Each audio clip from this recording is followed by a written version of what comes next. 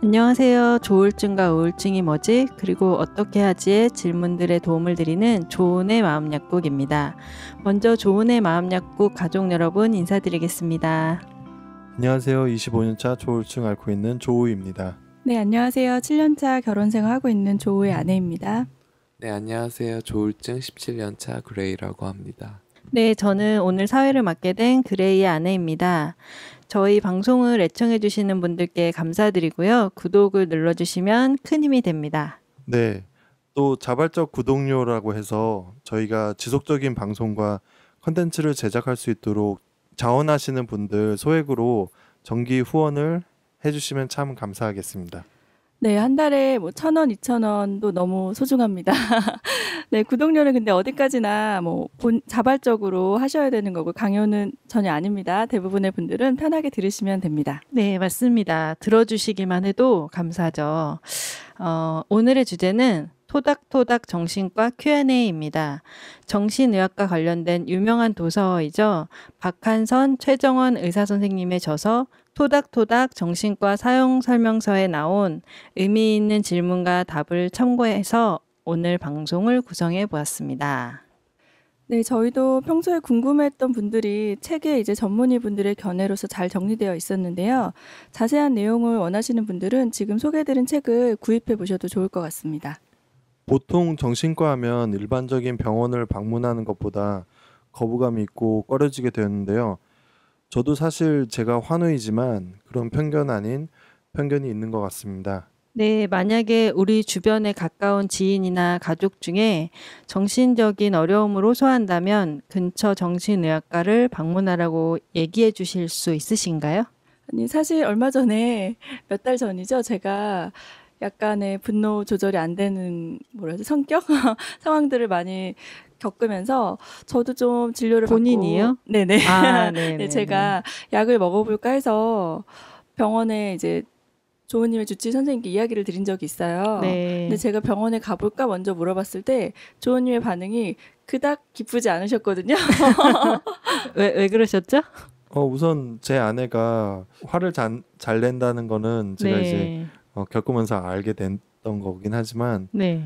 약을 먹는 거하고 약을 안 먹는 거하고 또 그게 느낌상 다르잖아요. 네. 약을 먹는 아내가 싫으셨던. 그냥 그렇다기보다 이제 아니 조은님 지금 이중잣대 갖고 계신 거 아닌가요? 다른 분들에는 약의 도움을 막 어필하시면서 왜 아내가 얘기했을 땐 그렇게 반응하시죠? 직접 저한테 이런 일이 닥치니까 솔직히 당황스럽긴 했어요. 예, 그래서 이제 결론도 말씀을 드려야 되는데 의사 선생님이 약 먹을 정도는 아니다 하셔서 저는 이제 처방을 따로 받지는 않았습니다. 네. 진료는 받으신 거군요. 네네. 가족들 몰래 병원에. 조은님이 진료 받으실 때 같이 네. 갑니다. 그래서 같이 가서 이제 상황을 얘기 드렸는데 약을 먹을 정도는 아닌 것 같다고 하시면서 네, 부드럽게 거절해 주셨습니다. 네. 의사 선생님은 화내는 모습을 보지 못해서 아니 그렇다고 그렇죠. 제가 물론 상냥하게 제가 화를 내서요 이렇게 말했겠죠. 아니 외래 진료하면서 똑같이 화를 낼 수는 없지 않습니까? 그래서 선생님께서 인지치료라는 것이 있다 말씀해 주시고 그것을 권하시더라고요. 인지치료는 어떻게 하는 거죠? 이제 정신과 치료가 굉장히 종류가 다양한데요. 약물을 먹는 것만 있는 게 아니라 심리치료라든지 인지치료라든지 또 몇 가지가 있는데 이제 자기의 행동에 대해서 인지행동 치료라고 해서 여러 번 반복함으로 인해서 내가 왜 그 행동을 했는지에 대해서 원인을 분석하고 이렇게 하는 요법이 있어요. 근데 제가 이제 시간과 경제적인 여건상 받지는 못했고요. 네, 제가 말씀드리고 싶었던 건 저희도 이 방송을 하고 있지만 정신과 진료를 가족이나 이웃이 받는다고 했을 때 와 받아봐 이렇게는 사실 되지 않는다는 거죠. 네, 우선 그런 어려움이 있는 분을 만나게 되면 가족분들한테 말씀드리기가 솔직히 좀 어려워요. 그분들이 그거를 받아들이는 마음이 없으시거든요, 대부분. 그렇죠. 근데 정신질환이라는 것이 뇌질환이라는 인식이 없는 거가 많아요. 조울증도 그렇고 이런 신경 전달 물질에 문제가 생겨서 이렇게 조울증이 생기는 것인데 이게 정신질환이라고 하잖아요. 사실 이 용어가 주는 음. 의미가 크거든요. 그래서 좀 앞으로는 이 정신질환이라는 단어가 뇌질환이라는 단어로 바뀌면 어떨까 저 혼자 그런 생각을 해봤습니다. 네. 네, 어려울 것 같고요. 네, 네. 지금 뭐 정신질환 협회라든지 뭐 이런 용어가 다 바뀌어야 되기 때문에 네. 협회장이 되시면 한번 고려해보는 걸로. 아니 지금 그레이님 잠깐 주무시는 것 같거든요. 저희 그레이님도 말씀을 좀 해주시죠. 첫 인사부터 목소리가 잠겨 있었는데 네. 자꾸 그레이님한테 궁금한 게 제가 만약 병원에 가겠다고 하면 그레이님은 어떻게 반응할지 좀 궁금하네요. 제가 지금 상황 파악을 잘 못하고 있는 것 같아요. 지금 어떤 내용으로 네. 지금 제가 정신과적인 진료를 받기 위해 병원에 가고 싶다. 가서 약을 처방받으면 어떠냐라는 말을 했을 때 저 어떠실 것 같은 같은지. 경우는 뭐 굳이 기분이 나쁠 것도 없고 좋을 것도 없을 것 같아요. 근데 워낙 제 와이프가 현명하고 건강한 여자라는 걸 알기 때문에 굳이 뭐 그렇게까지 할 필요는 없을 것 같습니다. 네. 아직은 현실성이 떨어지기 때문에 긍정적인 네.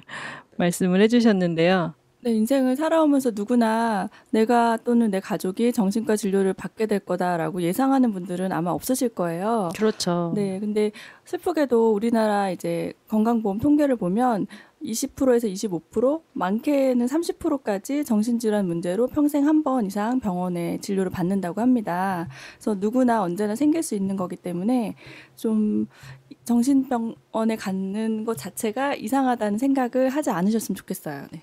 병원을 간다는 통계인지 아니면은 아니, 발병하는 통계 아니었나요? 병원을 간다고 다 진단을 받는 건 아니고요. 병원에 오셔서 그런 정신질환의 문제로 치료를 받으시는 환자의 비율.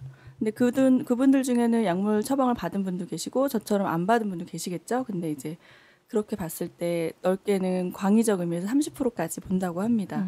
네. 그래서 이런 정신질환이라는 것이 나에게는 절대로 일어나지 않을 일이 아니라 이 아니라는 거죠. 네. 네. 물론 들으시는 모든 분들이 안 일어났으면 좋겠습니다. 저희를 포함해서. 근데 하지만 또 살다 보면 또 불의의 사고라든 게 생길 수 있기 때문에 염두에 두시고 정신과 병원은 절대로 가면 안 돼라고 생각하는 마음을 좀 편하게 하셨으면 하는 마음에서 얘기를 드렸어요. 네. 네, 그런 의미에서 조은의 마음 약국을 미리미리 청취하시는 것도 네, 맞습니다. 방법이겠네요. 아니, 제 주변에서도 환자가 아니에요. 그 가족 중에서도 정신질환자 없는데 네. 듣는 분들이 계시거든요. 네. 네, 묘하게 재밌다고. 네. 그리고 끝까지 듣게 된다고 이렇게 네. 얘기하시더라고요. 네, 저희가 하는 내용들을 알면 도움이 되는 내용들이 참 많거든요. 네, 맞아요. 언제 이렇게 응급한 상황이 올지 모르기 때문에 저희 방송들을 꾸준히 잘 들으시면 분명히 도움이 되는 날이 오실 겁니다. 네, 올 겁니다. 네, 생각해 보니까 비단 이제 직계 가족 중에 이렇게 멘탈적인 게 없다 하더라도 한두 달이 건너서 멘탈이 그런 문제가 있는 사람들이 있기 때문에 일반 이제 청취자분들께도 도움이 될 것 같습니다. 네, 이 이야기를 들으신 몇몇의 그레이님 팬분께서는 좋아하셨을 것 같다는 생각이 드네요. 네, 그럼 토닥토닥 정신과 사용 설명서에 나오는 질문을 몇 가지 나누겠습니다. 첫 번째 질문입니다. 정신장애를 앓는 가족에 대해 어떤 태도를 가지는 것이 좋을까요? 네, 첫째로 환자의 말을 동등한 입장에서 경청하는 것이 중요하다고 합니다.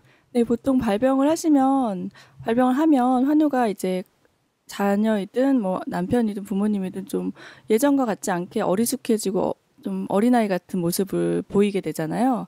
그러니까 좀 나는 너의 보호자고 너는 나의 밑에 사람이다 이런 생각을 자기도 모르게 보호자분들이 가질 수 있어요. 근데 그래서 대화를 하다 보면 무조건 환우의 생각이 틀린 말을 사실 할 때가 많지만 그렇다고 그거에 맞지 않다는 전제를 깔고 대화를 하시다 보면 듣는 분이 다 느끼거든요. 네. 내 말을 전혀 경청해주지 않는구나. 내가 또 헛소리 한다고 생각하는구나를 다 느낍니다. 언어적인 표현보다 이제 표정이라든지 태도를 보면서 그래서 할 수만 있다면 이제 동등한 입장에서 존중하는 마음을 가지고 대화를 하는 게 참 필요한 것 같습니다. 네. 네, 그리고 가족분들이 이 환우에 대해서 수치스럽다고 생각하신다면 환우분도 자기 자신을 수치스럽게 생각할 수 있거든요. 우리나라 사회적인 전반적인 분위기가 이런 정신질환에 대해서 수치스럽다고 생각하시는 부분들이 참 많은 것 같아요. 근데 저희가 선진국이 되고 또 선진 문화를 가지려면 그 약한 분들의 어려움에 대해서 수치스럽게 생각하는 것이 아니라 그것을 오픈함으로써 다른 사람들에게 또 힘이 되어주는 그런 문화가 필요한 것 같습니다. 네, 저는 결혼을 하고 그레이님이 워낙 독특하시지만 또 아파서 약간 독특한 행동을 많이 하셔서 수치스러운 일이 많았어요. 그런데 처음에는 너무 창피하고 저는 개인적으로 또 창피하고 남한테 좀 그런 밉보이는 걸 너무너무 싫어하는데 그런 상황이 너무 많아서 처음에는 이제 창피하고 그레이님을 못하게 하고 이렇게 하다가 나중에는 저도 좀 뻔뻔해져서 뭐 어때 이런 표정으로 세게 나가면 다른 분들이 내가 틀렸나 이런 표정으로 쳐다보실 때도 있었습니다. 네, 좋은 변화인 것 같아요. 네, 근데 저도 이상해지는 것 같은 건 조금 불안합니다. 부부는 닮기 때문에 네, 네, 어느 정도 감안을 하셔야 되지 않을까? 네, 네, 지금 형수님께서 부부는 닮는다 이제 말씀하셨는데 이제 어저께가 주일이었죠. 네, 이제 저랑 이제 와이프가 이제 빨리 이제 교회를 가야 되는 상황이어서 허겁지겁 이제 샤워하고 옷을 입고 이제 출발을 했는데 딱 보니까 저는 하늘색 칠부, 제 네, 저는 와이프도 하늘색 원피스를 입고 있었어요. 네. 상의 없이 각자, 입으셨는데 네, 제가 각자 아무런 입었는데 상의도 하지 않고 옷을 입었는데도 그래서 뭐 교회에서 뭐 사람들이 뭐 보기 좋다고 하는 사람들도 있었겠고 본의 뭐 아니게 커플룩을 네. 그래서 참 이제 부부는 서로 닮아간다는 것이 참 좋은 것 같습니다. 네, 이제 두 번째 이야기하겠습니다. 둘째, 희망을 가지는 것이 중요합니다. 조울러의 가족으로서 가족들은 스스로 병이 나을 것을 믿고 기대를 가지는 마음의 태도가 굉장히 중요한데요. 가족들이 그러한 희망을 갖지 않는다면 사실 환우가 좋아지기는 굉장히 어렵다고 합니다. 그렇죠. 네. 이것이 그 발병 초기에는 이 병이 얼마나 지속될지는 잘 몰라요. 그쵸, 알 수가 없죠, 네, 사실. 그래서 좀 장기간 이 병이 지속될 때 이 환우가 과연 나아질 수 있는 걸까? 이렇게 안 좋은 기간이 오래됐는데 나아질 수 있을까? 이런 희망을 좀 접게 되는 경우가 많은 것 같은데 그래도 끝까지 그 희망을 놓지 않으셨으면 좋겠습니다. 네, 희망을 가지시고 지금 이 방송을 듣는 가족분들 너무너무 잘하고 계신 거죠? 네, 맞습니다. 여러 가지 노력이 필요한데요. 제가 사실 얼마 전에 좀 시간이 됐는데 병원에 갔다가 우연히 마주친 어떤 환우의 가족분이 네. 아유, 뭐 우리 딸이 또 입원했어 막 이러면서 조울증 이제 환우의 가족이신데 나이가 좀 있으셨고 네. 그런 얘기를 하셔서 제가 마땅히 드릴 말씀이 없어서 좋아지실 거예요. 입원하셨으니까 뭐 약도 잘 먹고 그랬더니 벌써 몇 번째 입원이요 하시면서 얘는 안 좋아져. 평생 똑같을 것 같아. 이렇게 말하고 지나가시는 네. 거예요. 근데 그걸 보면서 그동안 얼마나 많은 낙심과 좌절이 있었을까. 최선을 다했고 약을 먹고 입원 치료했는데도 낫지 않는 가족을 보면서 그런 마음이 안타까우면서도 또 반대로 저렇게 말을 한다면 환우가 정말 소망이 없을 것 같은 거예요. 네. 이제 환우 사실 누구보다도 가장 낳고 싶은 분은 환우 자신이잖아요. 낳고 싶지 않은 분은 안 계실 거예요. 그런데 그 방법을 잘 알지 못해서 또는 나에게 맞는 약물을 아직 찾지 못해서 여러 가지 원인에 의해서 치료를 하고 계시는 건데 처음에 발병을 했을 때 우리가 외상처럼 뭐 한 달 뒤에 깁스를 푸시면 됩니다. 뭐 이렇게 딱 진단이 나오면 너무 좋겠지만 정신질환이라는 건 그렇게 외적으로 알 수 있는 부분이 아니기 때문에 어떤 분에게는 생각보다 굉장히 빠르게 올 수 있어요. 또 네. 그렇지 않은 경우도 있을 수 있지만 희망을 가지시는 마음의 태도가 굉장히 중요한 것 같습니다. 그리고 우리가 몰라서 그렇지 병을 앓으셨는데 좋아지신 분들이 굉장히 많아요. 그런 네, 맞아요. 분들은 좋아지셨기 때문에 또 자기의 과거를 별로 밝히지 밝히는 것을 원치 않으시는 분들도 많거든요. 저도 그 얘기 드리고 싶었는데 병원에 오시는 분들은 주로 재발을 하기 때문에 오고 좋지 않은 분들이 많이 오시잖아요. 근데 병원에 오지 않고 잘 지내는 조울증 환자분들이 되게 많으세요. 네. 우리가 사실 만나지 못했을 뿐이지 병원이 아닌 바깥에서는 그런 분들을 자주 만날 수 있거든요. 저도 최근에 조울증을 오래 앓으셨는데 그 회복이 되셔서 약을 안 드시고 괜찮게 그 약을 끊으시고 지금 정상적인 생활을 하신 지 3년이 되신 분의 이야기도 들었어요. 네, 너무 감사하네요. 네. 이건 제 얘기인데 네. 제가 병원에 입원했을 때 또 퇴원을 해서 좀 안정기에 들어섰는데 제가 병원에 있을 때 병원에 같이 있던 친구들한테 전화번호를 줬었나 봐요. 근데 전화가 왔어요. 그리고 네. 만나자고 이렇게 하는데 네. 만나기가 싫은 거예요. 네. 그 친구들은 아직까지 좀 전화 상으로, 목소리가 그렇게 네. 좋게 들리지 않았었고 네. 제가 그 좋아진 상태이기 때문에 제가 안 좋았던 기억을 또 떠올리고 싶지가 않은 거예요. 네. 제가 병원에서 했던 행동들 네. 뭐 이런 것들이 약간은 네. 떠올리기 싫은 기억인 네. 거죠. 그렇죠. 흑역사가 밝혀지게 될 수도 있는. 네. 그래서 뭐 저희 같이 이렇게 당사자이면서 좀 안정기에 들어서고 우리의 병을 유튜브라는 채널을 통해서 공개적으로 이렇게 말씀을 드리는 것이 많은 분들한테 희망이 되었으면 좋겠어요. 네. 근데 조은님께는 또 그레이님께는 쉬운 일은 아니었을 거란 생각이 드네요. 네, 처음이 어렵지 하다 보니까 또 적응이 되네요. 제가 지금 조우 형님께서 말씀하신 거 들으니까 좀 생각이 나는 부분이 저보다 이제 조울증 25년 차시고 저는 17년 차인데도 저희 어쨌든 조우 형님께서 좀 치료가 빠르셨던 부분은 그 주치 선생님들이 항상 언급하셨던 것 같아요. 병원 환자들끼리 만나지 말라고요. 그래서 저 같은 경우는 그래도 그냥 믿고 또 의지할 수 있는 사람이 결혼하기 전에는 그 하얀 집 형님들밖에 없었기 때문에 어쩔 수 없이라기보다 뭐 그 형님들이 저의 어떤 숨구멍을 틔워주는 부분이 없지 않아 있었고 이제 그랬는데 지금 생각해 보니까 조 형님께서 더 이렇게 치료가 빠르실 수 있었던 부분은 그러니까 조 형님께서는 항상 이렇게 제가 어떻게 표현을 해야 될지 모르겠지만 정상인들이란 표현을 써도 될지 모르겠지만 정상인들과 어울리는 걸 좋아하셨어요. 그런 부분도 조 형님의 어떤 치료가 저보다 굉장히 빠르지 않으셨을까 이제 그런 생각이 지금 드네요. 네, 뭐 다양한 원인들이 있었을 거라고 생각이 됩니다. 네. 근데 약간 얌시러우시네요, 조은님. 병원에서는 연락처 교환해놓고 이렇게 연락 안 하셔도 되는 겁니까?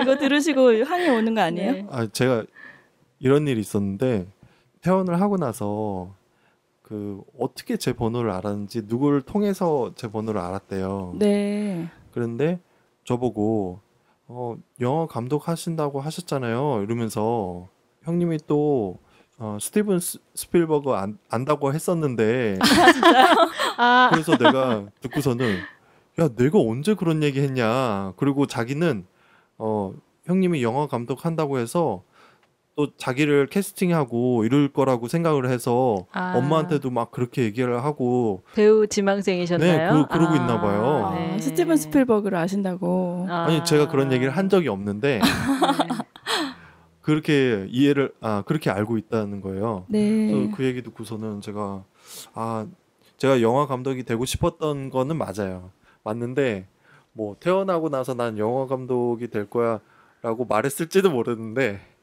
그 친구가 너무 그거를 진지하게 생각을 하고 또 제 기억에는 그 친구를 내가 너 뭐 배우 시켜줄게 뭐 이런 말을 했던 거라고 전혀 기억이 없는데 그 친구 그렇게 나오니까 당황스럽더라고요.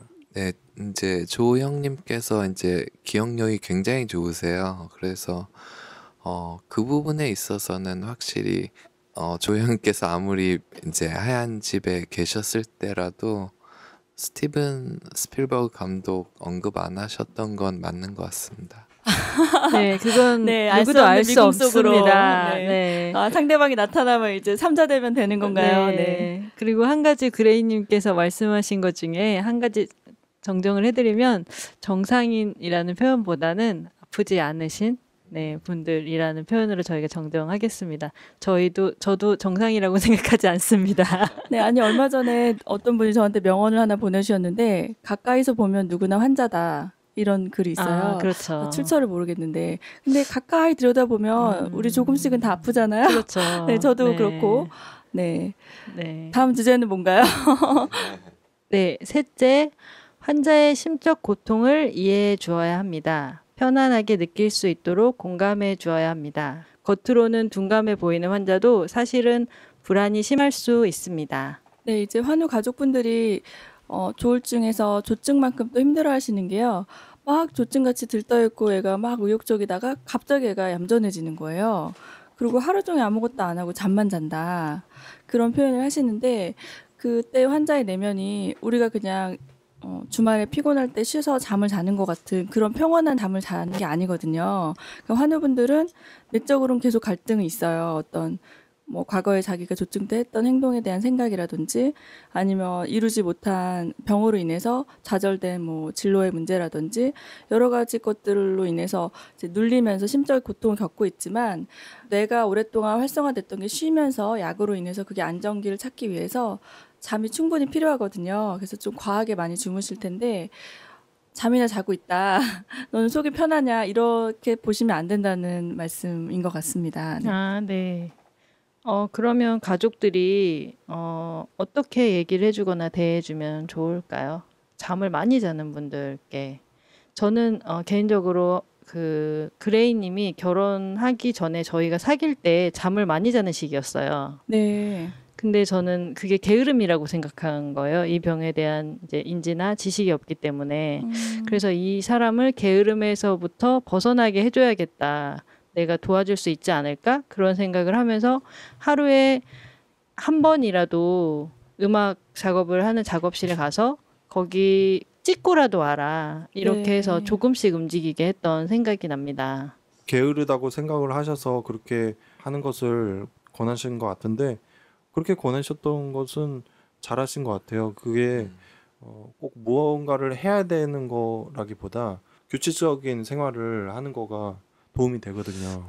네, 그런데 저는 게으른 사람이랑 결혼을 했잖아요. 근데 게으르다고 생각을 했지만 저는 그걸 부정적으로 보지 않았던 것 같아요. 네. 뭔가 이 사람은 이렇게 있을 사람이 아니다라고 생각을 했기 때문에 이제 옆에 있고 결혼도 하게 된 것 같아요. 그래서 이 방송을 듣는 아직 결혼을 안 하신 조울러 분들이 계시다면 저처럼 본인의 가능성을 봐줄 수 있는 그런 배우자를 만나시기를 바라겠습니다. 와, 약간 본인 PR 같았는데 네. 아니 뭐 PR에서 뭐 하시려고 이미 결혼하셨는데. 저처럼 상대방의 가능성을 볼 수 있는 네. 본인께서 굉장히 그 사람의 네. 가능성을 보고서는 눈치가 빠르시군요. 네, 네 번째입니다. 중립적인 태도를 가져야 합니다. 네, 환우의 가족들이 환우와 대화를 할 때 중립적인 태도를 가진다는 건 어떤 의미일까요? 네, 이거 정말 어려운 것 같아요. 뭔가 망상적인 것에 빠져 있고 조증인 남편이 하는 이야기를 얼만큼을 긍정적으로 들어야 하고 얼만큼 받아들여야 하고 그런 부분이 저는 항상 고민이었던 것 같아요. 마냥 긍정을 할 수도 없고 그렇다고 마냥 부정을 하면 또 부딪히게 되잖아요. 그래서 약간 제가 생각하는 대답은 그럴 수도 있겠네 정도는 어떨까요? 저 자체가 그 과대망상이 있을 때 막 이런 얘기 저런 얘기 했던 사람이었어서 네. 중립적으로 어떻게 이렇게 반응해야 되는 건지는 저도 잘 모르겠어요. 이 책에 나온 예시를 제가 좀 들어드릴게요. 네. 토닥토닥 정신과 사용 설명서 책에 보면 과대망상이 심한 환자가 있었습니다. 항상 자신이 곧 국회의원에 당선될 거라고 떠들고 다녔는데 이런 허무맹랑한 망상을 부추겨서는 곤란합니다. 환자의 이야기를 공감해주는 것과 맞장구를 쳐주는 것은 아주 다릅니다. 신중하게 이야기를 경청하되 내용 자체에 대해서는 중립적인 입장을 가져야 합니다. 말도 안 되는 환자의 이야기를 듣고 있는 것은 아주 어려운 일이지만 망상에 동의하는 듯한 태도를 보이거나 부정하는 것은 좋지 않습니다. 이렇게 나와 있네요. 근데 정말 쉽지 않은 것 같습니다. 네.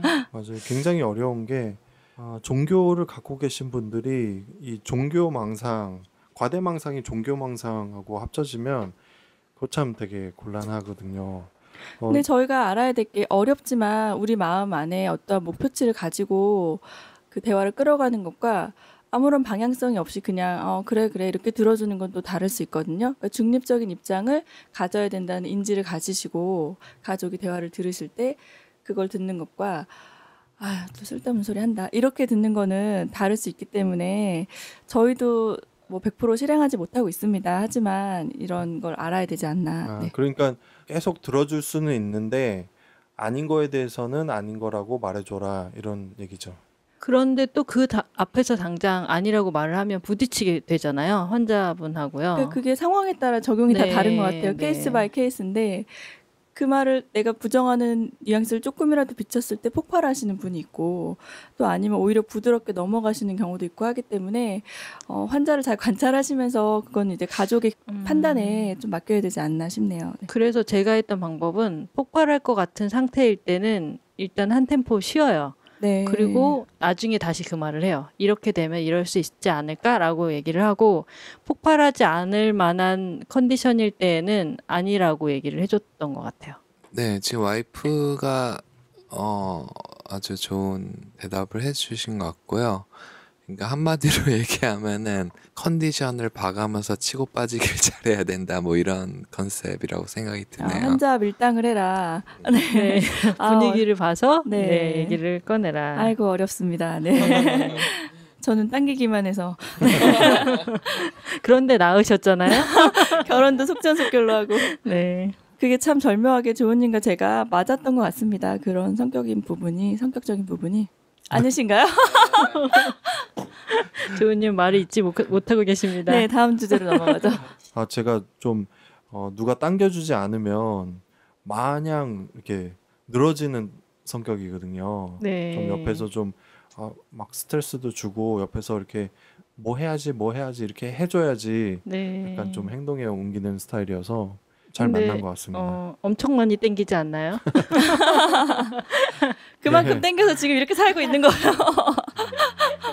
조금 컨디션 봐가면서 땡겨줬으면 좋겠어요. 아니 제가 제 나름대로 몇 번 실험을 해봤는데 봐주잖아요. 그럼 한도 끝도 없이 그냥 주구장창 늘어져서 이 사람은 봐주면 안 되는 사람이구나. 제가 중학교 3학년 때 홀로 호주에 갔잖아요. 네. 그래서 그 이후로 어머니의 잔소리를 들어본 적이 없어요. 네. 그래서 더 좀 그런 것 같아요. 그때 못 들은 잔소리를 지금 같이 몰아서. 네. 네. 죽기 전에 해야 할 것은 꼭 해야 된다고 하더니 이것도 해당이 되네요. 네. 그러면 두 번째 질문입니다. 난폭한 행동을 보일 때는 어떻게 대처해야 하나요? 일단 가족 본인의 안전을 가장 최우선으로 생각해야 합니다. 즉시 가까운 사람의 도움을 청하고 필요하면 경찰에 신고해야 하는데요. 가능하면 부드럽게 환자를 진정할 수 있도록 노력해 주는 것이 필요합니다. 그리고 고압적이지 않은 태도로 판단하지 않는 자세를 취합니다. 가능하면 환자와 같이 이야기할 수 있도록 유도하는 것이 좋고 환자의 이야기를 경청해 주는 것이 좋습니다. 네, 굉장히 예민한 부분인데요. 이제 이 경청이라는 말은 뭐 물건을 던진다거나 때리려는 제스처를 취한다거나 아니면 실제로 때렸다거나 이런 폭력 상황이 발생했을 때 그럼에도 불구하고 환자에게는 나름의 이유가 있어요. 왜 그런 폭력을 행했는지. 근데 이제 그걸 계속 말하고 싶어 하거든요. 근데 너 막 무조건 뭐 하는 짓이야 이렇게 하시면 답이 나오지 않고 만약에 대화가 된다면 그 대화를 들어주는 것이 좋고요. 만약에 그럴 수 없는 상황이라면 환자의 안위보다는 가족 본인의 그 안전을 최우선으로 생각하는 게 맞다. 그래서 내가 맞을 것 같은 상황이 된다거나 나의 자녀나 뭐 주변 분이 다칠 것 같다면 빨리 긴급 경찰에 신고를 하셔서 제지를 하시는 게 필요합니다. 네. 그리고 그 조울러가 조증 가운데 흥분을 했어요. 흥분해서 막 이렇게 소리를 지르거나 이럴 때 네. 같이 흥분하면 안 좋은 것 같아요. 더 고조시킬 네. 수가 있죠. 흥분하지 않고 네. 단호한 면을 보여주는 거는 필요한 것 같아요. 네. 일반적인 이제 가족 안에서의 폭력을 겪는 분들이 다 마찬가지지만 이제 조울증 환자의 가족들 같은 경우도 폭력의 피해자가 되는 가족은 굉장한 수치심과 분노를 느끼게 됩니다. 그래서 어떤 경우에는 가족들이 환자에게 반격을 하기도 하고 또 반대의 경우에는 무조건 대화로만 해결하기 위해서 무의미하게 길게 대화를 오래 지속하는 경우도 있는데요. 두 가지 다 옳지 않다고 하고요. 책에서 말하는 거는 사실 글로써 전달을 하니까 잘 상황 설명이 잘 안 되는데 그런 폭력 상황이 왔을 때 빨리 판단을 하셔서 얘가 지금 대화했을 때 진정이 될 수 있을지 아니면 도저히 통제가 안 되는지 본인의 몸의 안전을 위해서 먼저 피하신다거나 이제 주변의 남자분이나 아니면 경찰에 신고를 통해서 제지를 하시고 그 이후에 치료법에 대해서 또 고민을 해보셔야 되겠습니다. 네, 세 번째 질문입니다. 환자를 입원시키는 가족의 마음은 어떤 것인가요? 네, 이 질문에 대해서 토닥토닥 정신과 설명서에 나온 대답은요. 환자에 대한 투자와 나머지 가족 삶에 대한 투자 사이에 균형을 잡아야 한다는 것입니다. 입원하였으니 이제 병원에서 알아서 해주겠지라는 생각은 좋지 않습니다. 그러나 모든 것을 포기하고 환자의 치료에만 매달리는 것도 좋은 것은 아닙니다. 우리 아들이 입원해 있는데 즐거운 일을 하거나 맛있는 것을 먹는다는 것을 도저히 미안해서 할 수 없다고 하는 분이 있습니다. 그러나 가족 구성원이 각자의 일을 열심히 하고 행복을 느낄 수 있는 일을 성취하고 이를 환자에게 보여주는 것이 좋습니다. 라고 적혀 있네요. 네, 맞습니다. 우선 두 가지 극단적인 반응의 예를 들어주셨는데요. 네. 입원하기까지 사실 쉽지 않잖아요. 입원 치료를 받지 않을 정도가 되면 참 좋겠지만 입원을 시키기까지라면 환우 가족분들이 많은 고통과 어려움을 겪은 상태였을 텐데 이제 드디어 입원을 했어요. 그러면 이제 병원에서 다 알아서 해주겠지 하고 아예 신경을 꺼버리는 것은 옳지 않다. 왜냐하면 그 의사분은 그 환우를 처음 만나는 거잖아요. 그래서 이 병이 사람에 따라서 증세와 또 효과 있는 약물이 다 다르기 때문에 그동안 이분이 발병하기 전에 성격은 어땠는지 또 발병하고 나서 어떤 증상들이 있었는지 가장 최근에는 무슨 일이 있었는지 같은 것을 긴밀하게 의사와 자주 소통하면서 정보를 주셔야 됩니다. 그리고 또 환자 입장에서는 나를 병원에 쳐넣었어 이렇게 버림받은 생각이 들게 된다면 치료에 도움이 되지 않거든요. 그래서 가족들이 나를 병원에 보냈지만 나를 여전히 사랑하고 지지한다는 거를 또 알려주실 필요가 있고 또 반대의 경우에는 우리 아들이 병원에 입원했는데 우리 딸이 입원했는데 밥도 입에 안 넘어가 사실 밥이 안 넘어가더라고요. 저도 이번에 몇 번 경험했지만 근데 맛있는 걸 먹어도 눈물이 나고 뭐 즐거운 일을 할 수가 없고 그렇게 계속 지내는 게 환우한테 도움이 되지 않아요. 왜냐하면 환우가 병원에 계속 계실 게 아니라 언젠가는 나오실 거잖아요. 근데 퇴원을 했을 때 본인이 비록 아프고 약 때문에 아직은 이제 정상 생활이 어려울지라도 가족분들이 행복하고 잘 사시는 모습을 보여주는 게 환우에게도 오히려 의지를 줄 수 있는 도움이 됩니다. 그러니까 나 없이 엄마 잘 먹고 잘 살았어? 이렇게 생각하는 게 아니라 나도 빨리 건강해져서 엄마처럼 이렇게 건강하게 살아야겠다. 뭐 아빠처럼 직장을 다녀야겠다. 이런 소망을 보여줄 수 있도록 가족분들 스스로가 좀 활력을 찾는 것도 필요하다고 합니다. 네, 입원 얘기하니까 제가 처음 입원했을 때가 생각이 나는데 네. 제가 94년도에 발병했거든요. 중학교 2학년 때였는데 네. 2004년도에 첫 입원을 했어요. 그러니까 10년 후에 첫 입원을 한 거죠. 네. 저희 아버지 직장 동료들하고 저희 아버지하고 한 차에 타서 산책하러 가자. 네. 그래서 갔다가 입원을 했는데 저희 아버지가 여자 의사 선생님이었는데 의사 선생님 발을 잡고 엉엉 우셨대요. 나중에 들은 얘긴데 네. 그만큼 정말 그 입원시키는 가족분들의 마음이 찢어지죠. 아니 이거 아버님한테 동의하시고 얘기하시는 건가요? 뭐 지난 방송에 말씀하셨었어요. 네. 네. 네. 그리고 말씀드리고 싶은 게 미국에 그 정신질환자들을 이제 지지하는 단체가 있는데 It's not your fault라는 말을 많이 써요. 이것은 당신의 잘못이 아닙니다. 그런 말을 쓰는데 정말 이 환우분들이 이 병을 앓고 싶어서 앓는 게 아니고 또 환우 가족분들도 자신의 잘못이라고 생각하면 그것은 안 좋은 것 같아요. 너무 이렇게 자책하게 되고 더 자신을 파괴하는 그런 생각이라는 생각이 들고 안타깝지만 내가 먼저 건강하고 건강할 수 있도록 이 환우를 돕는 것이 중요한 것 같습니다.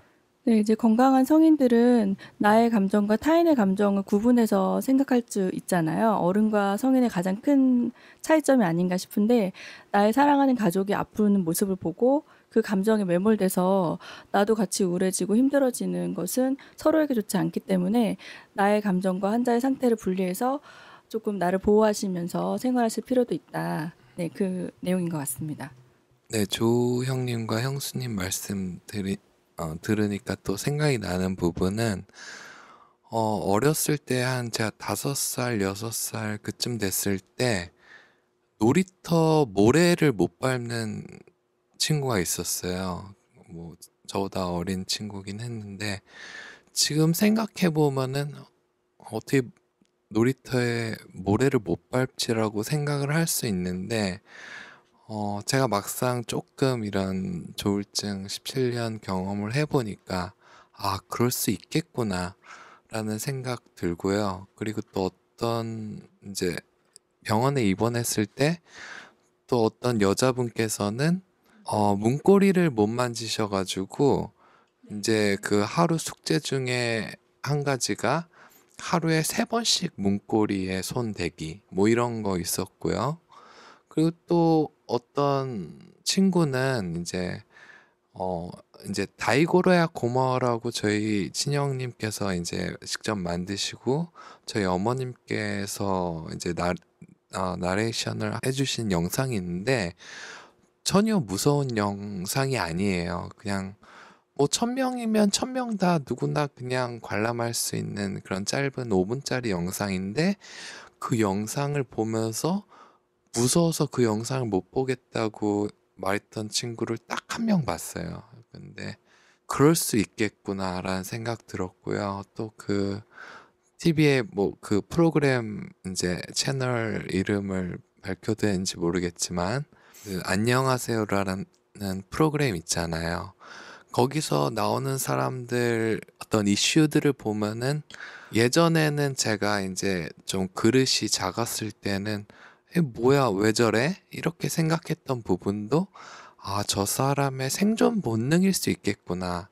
뭔가 이렇게 더 그릇이 넓어지는 느낌? 그리고 충분히 저럴 수 있겠구나라는 생각이 드는 것 같아요. 그래서 제가 좀 저도 왜 지금 갑자기 이 말을 하는지 모르겠지만 정말 다양한 그런 환우들이 많이 있는 것 같고요. 그래서 아무튼 저는 저로서는 제가 그런 조울증을 경험하지 못했더라면 저 사람 왜 저래? 이랬을 것을 아, 저럴 수 있겠구나. 이렇게 된 부분에 대해서는 좀 긍정적으로 생각하는 부분이 있습니다. 네, 병을 통해서 또 상대방에 대한 이해가 넓어지고 마음의 지경이 넓어지셨다니 참 감사하네요. 네. 네, 오늘 많은 이야기들을 나눠보았는데요. 더 궁금하신 내용 있으신 분들은 토닥토닥 정신과 사용 설명서를 통해서 보시면 좋겠습니다. 네, 그리고 제가 정보 하나 드리려고 하는데요. 경기도에서 중증 정신질환자 초기 진료비 40만 원을 지원하는 제도가 생겼다고 하더라고요. 네, 경기도 도민들만 해당이 되시는데요. 경기도 마음건강 케어 사업이라고 해서 지난 7월 25일부터 시행이 됐다고 합니다. 그래서 네. 경기도 내 거주한 지 1년 이상 되시는 도민에게 정신질환 관련해서 치료를 받을 경우에 초기 진료비를 최대 40만 원까지 지원해 드리는 건데요. 정신건강센터가 각 시구마다 배치가 되어 있기 때문에 네. 거주하시는 곳에 정신건강센터에 전화하셔서 문의해 보시면 본인이 서비스 대상자인지 확인하실 수가 있습니다. 아마 이제 저소득층 대상으로 소득의 일정 기준 이하인 분들이 받으실 수 있는 걸로 제가 알고 있습니다. 네, 지원 대상에 해당하시는 분들은 꼭 받으셨으면 좋겠습니다. 네, 오늘 여기까지 방송 들어주셔서 감사하고요. 더 좋은 내용으로 저희는 다시 찾아뵙도록 하겠습니다. 청취자 여러분, 감사합니다. 감사합니다. 감사합니다.